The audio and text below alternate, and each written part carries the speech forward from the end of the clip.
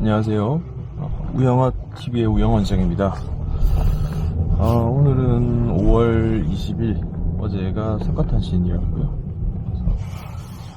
출근길에 나서는 7시네, 오전 7시.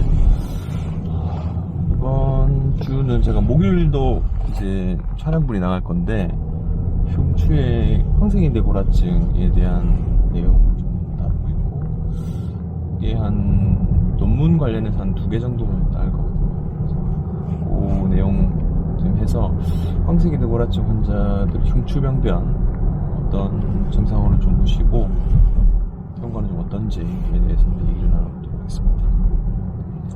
보통 그 요추와 흉추, 그 요추 2, 3번, 요추 2번 위쪽은 이제 중추신경으로 보시면 되시고요. 그 아래쪽 병변이 이제 말초신경 병변으로 좀 보이는데, 그래서 상위 요추 2, 3번 그 위쪽은 증상이 일반 말초신경처럼 편측으로 잘 오지 않고 양측 증상이 오는데, 중심간 협착증이 심하거나 와미증후군이 있는 경우 외에 일반 협착증 그리고 디스크 탈출증은 주로 편측으로 좀 오고 보기가 있어서 보기가 좋았다고 하네요. 흉추병변과 상위요추병변은 양측으로 이렇게 증상이 오게 됩니다. 그래서 흉추 황색인대고라증 환자분 같은 경우는 주로 내원할 때 양측 다리 감각이 좀 이상하다. 뭐 뒷다리가 땡기거나 이런 것보다는 다리 감각이 많이 떨어지고 힘이 빠져서 넘어지려 한다. 그리고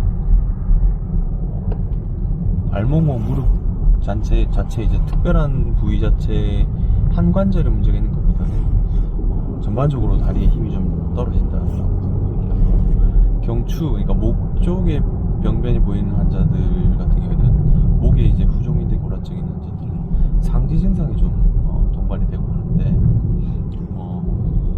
좀 미세한 움직임이 좀 떨어진다든지. 근데 이제 흉추 같은 경우는 주로 하지 증상을 보이고 병적 반응 증상도 보입니다.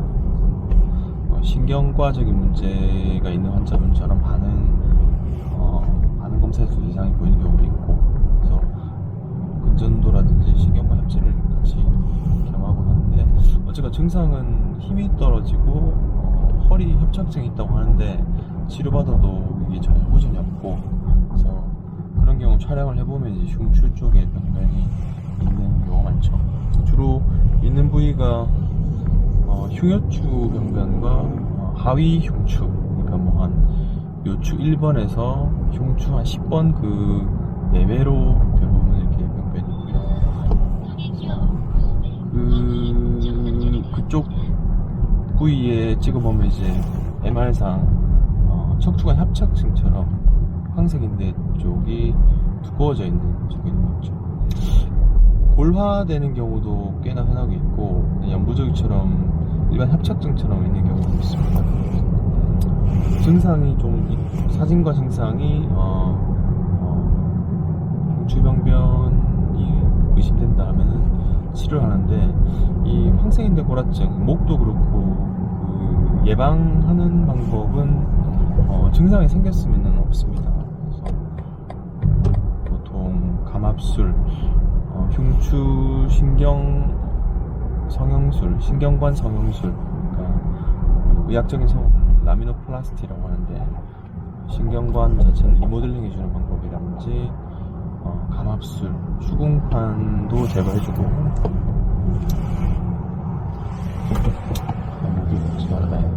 수궁판도 제거해주고, 그쪽에 황색인대도 제거해주고, 이렇게 합니다.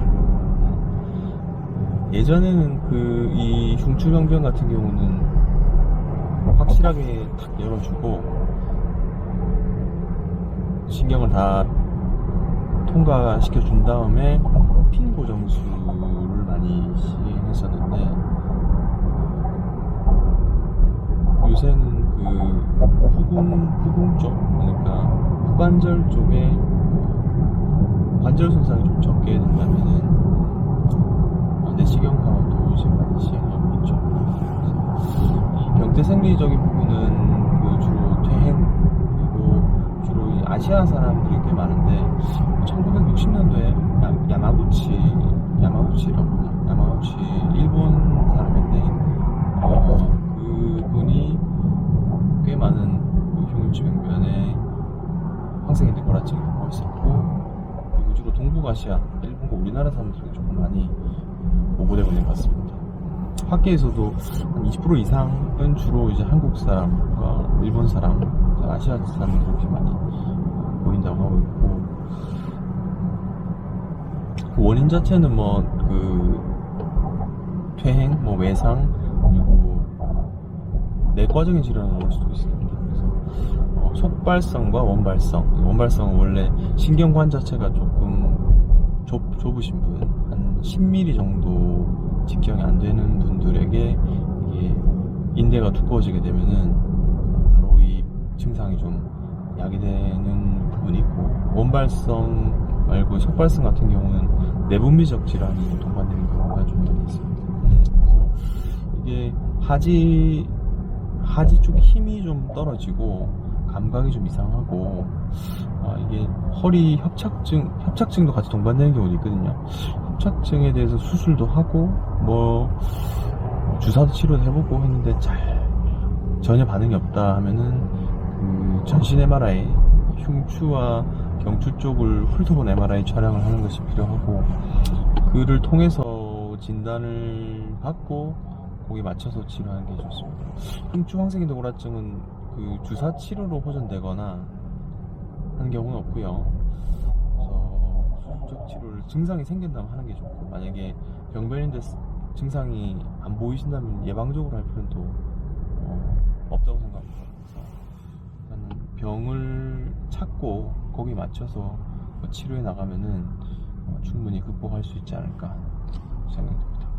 저는 주로 약물 치료를 하는 경우는 뭐 크게 도움은 안 되지만 감각이 조금 떨어지거나 하게 되면 이제 그 프레가발린과 리마프로스트 이런 그 척추 협착증에서 많이 쓰는 약을 같이 쓰고 있고요. 진통제 말고 그런 같은 약을 좀 쓰면은 환자분들이 조금 그 붕 뜬 느낌이라든지 신경이 부어있는 그런 느낌에서 조금 해소가 된다면은 약물 치료도 좀 시간을 조금 끌 수 있지 않을까 생각이 듭니다.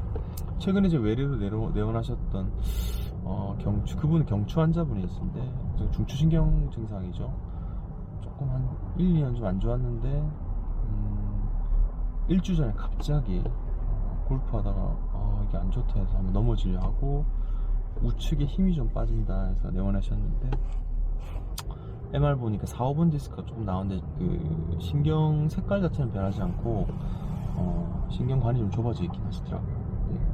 너무 급성기고 잠깐 그랬고 이후에는 괜찮다 하셔서 약을 썼는데 지금 일주일 썼는데 되게 만족해 하시고 현재는 뭐 수술적인 치료보다는 약물 치료로 좀 같이 이어나가기로 하셨거든요. 그래서 무조건 병변이 있다고 수술하는 것보다는 내 상태가 어떻게 되는지 진단하고 특히 흉추나 경추 병변은 거기 맞춰서 치료해 나가시는 것이 필요할 것 같습니다.